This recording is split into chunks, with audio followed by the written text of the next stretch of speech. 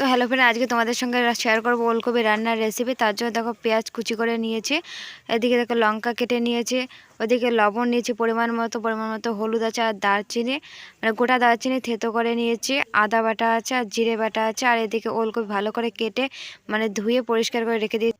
আর কড়াইয়ে তেল গরম হয়ে গেছে, তারপরে যে কেটে রাখা পেঁয়াজগুলো আছে ওই কেটে রাখা পেঁয়াজগুলো দিয়ে দেবো, আর তারপর যে কেটে রাখা লঙ্কাগুলো কেটে রেখেছি সেই লঙ্কাগুলো দিয়ে দেবো। দিয়ে দেওয়ার পর থেতো করা দারচিনিগুলো দিয়ে দেবো। আর তোমরা যদি কেউ পাঁচফোড়ন দিতে চাও পাঁচফোড়ন দিতে পারো, তো আমি দিয়েছিলাম পাঁচফোড়ন, তো তোমরা দিলে পরিমাণ মতো পাঁচফোড়ন দেবে। তো পাঁচফোড়নগুলো দেওয়ার পর একটু ভালো করে লাল লাল করে ভেজে নেব। ভেজে নেওয়ার পর ওলকপি যে কেটে রেখেছি সেগুলো সবগুলো মানে ঢেলে দেবো। ঢেলে দেওয়ার পর তারপরে তোমরা পরিমাণ মতো লবণ, পরিমাণ মতো হলুদ দেবে। দেওয়ার পরে একটু মানে ভালো করে ভেজে নেবে। ভেজে নেওয়ার পর হালকা একটু ঢেকে দেবে। তো ঢেকে দিলে কী হবে, হালকা একটু সেদ্ধ হয়ে যাবে, তাহলে ভালো হবে। তো ঢাকাটা খুলে দেওয়ার পর একটুখানি তেল দেবো, তেল দিয়ে ভালো করে ভেজে নেব।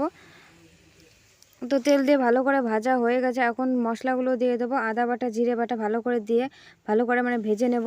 তো ভালো করে ভেজে নিলে কী হবে, মানে আদা আদা বা জিরে জিরে গন্ধটা থাকবে না।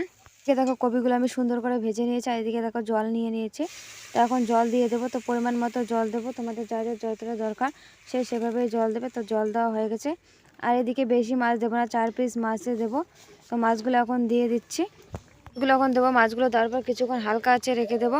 রেখে দেওয়ার পর তারপর হালকা একটু ধনেপাতা দেবো। ধনেপাতা দেওয়ার পর কিছুক্ষণ জাল দিয়ে নেব। জাল দিয়ে নেওয়ার পর তারপর নামিয়ে নেবো। তো ভিডিওটা এইটুকু, আশা করি তোমাদের ভালো লাগবে। ভালো লাগলে লাইক করো, কমেন্ট করো, বন্ধুদের সঙ্গে শেয়ার করো, আর প্লিজ ইউটিউব চ্যানেলটা সাবস্ক্রাইব করে দিয়ে সবাই খুব ভালো থাকো।